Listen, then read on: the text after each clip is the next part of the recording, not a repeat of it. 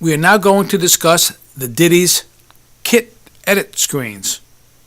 We go into edit mode by simply pressing the edit button once. If you hold down the edit button, it takes you back to the beginning of the kit edit screens. And that's really cool because you could be getting deep inside the screens and not knowing where you are. So if you want to get back to the beginning, you just simply hold it down and it takes you right there. Now you notice that on the top line it describes what the function is, and we're doing the MIDI channel.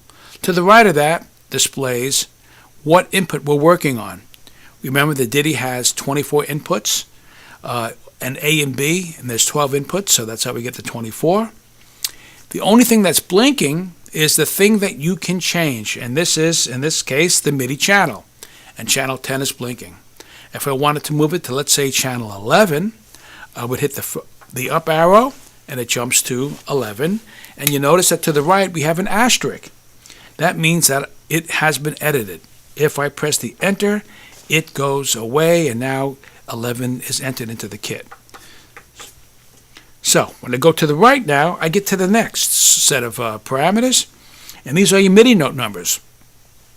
But MIDI note number is not the first thing that's coming up. It's something called slot. And what a slot is that the Diti allows up to 32 notes to be played on one pad. And each one of these positions are called slots. And you'll notice that each slot has a different MIDI note number assigned to it. Note numbers go from 0 to 127. And we have 32 slots. But what's also interesting about the Diti is that we have special functions that go beyond 0 to 127. For example, if I go backwards, we have something called choke on. And choke on is a special feature that we use when we're using membrane switch, cymbal pads and other pads. When we want it to choke, we can assign a special slot on slot 4 to do a choke function. Another thing that we can do is we can set up a pad to do kit backwards. So you can go backwards on your kits, or you can go kit advanced to the next kit. So you can have a trigger pad assigned for changing your kits. We also have an alternate freeze for when we have alternate note patterns on those 32 slots, where we can stop the pattern from moving until you strike it again. We can reset, and there's two different kinds of reset, 1 and 2, so that you can reset it to slot number 1 or reset it to slot number 2. We have sequencer start, sequencer continue, and sequencer stop commands. And then we also have an off. And an off is about allowing the Diti to stop the alternate pattern so that we can go back to the beginning in a note sequence. The next set of parameters are your minimum and your maximum velocities. And what this means is that you can control how loud or soft a pad is when you play hard and loud, hard and soft. So in this case, when I play soft, I'm going to get a minimum velocity of 15. If I wanted to, I could set it much harder. Let's say I'm using a bass drum sound and I don't want to play too soft when I play soft, so I can set the minimum to 58. And I can bring the maximum, go down and up. So what it does is this gives you a lot of power so that you can really tailor just what you want the velocity range to be for that pad. Next we have dampen. Dampen is another really interesting feature unique to the Diti. And it has enable and disable as your options. And it does two different things depending on if you're using piezo or FSR triggers. If you have an FSR trigger plugged into it, it looks for pressure because FSR works on pressure. And when you push down, it sees the slow rise of you pushing down on the FSR, and it dampens the note that way. But triggers, piezo triggers, don't work that way. They just work on basically vibration.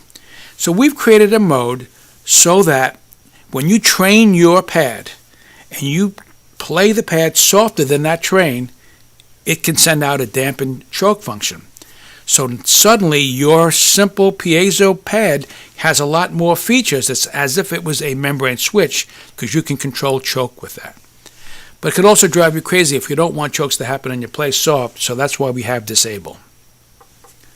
The next thing is we have a pad gate.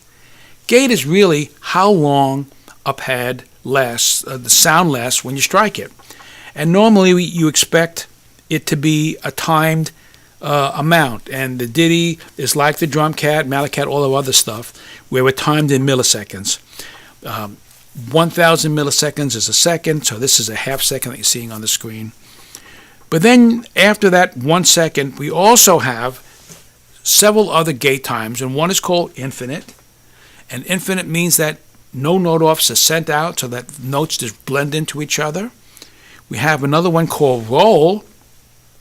And what roll mode is basically it knows when you start rolling on a pad and it stops sending notes off until you stop playing, and then the note finally goes off. This is really good because it doesn't tie up notes on your synth. And then we have latch. Latch is great for things like loop control. If you want to start and stop a loop, you do that by just toggling on that pad. Now, the sounds feature controls what slots play when you hit the pad. The default is one sound, meaning that the note number that you assign to slot 1 is what you're going to get. But if you advance, you can get 2 sounds, and the second sound comes in when you hit it the hardest, or hard, or medium, or soft. You can also play those sounds simultaneously. The same thing with having crossfades. Then you can have 3 sounds, same thing. And then you can have 4 sounds, same thing. But then finally we have a cool mode called alternate mode. Boy, I wonder where we got that name from. And this allows you to have an alternate note pattern per pad. Of course, this comes from the legendary drum cat. Now, hi-hat select. The hi-hat, when you assign a pad to hi-hat, you have several choices. When the pedal goes up and down, you can have it do nothing, just play one note number, which is the way it's usually done on most of the soft synths out there, like Addicted Drums and BFD and Superior.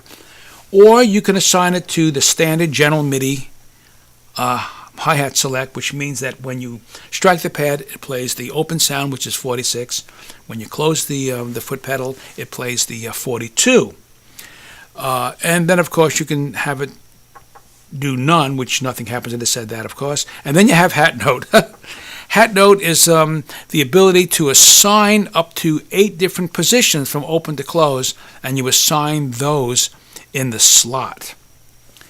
Now, on the Diti, only inputs 7B and 8A can be assigned to the hi-hat pad. 7A is your hi-hat pedal. So if I attempted to plug the hat note mode into 2A, let's say, and then I go to the hat mode, it's going to say not allowed.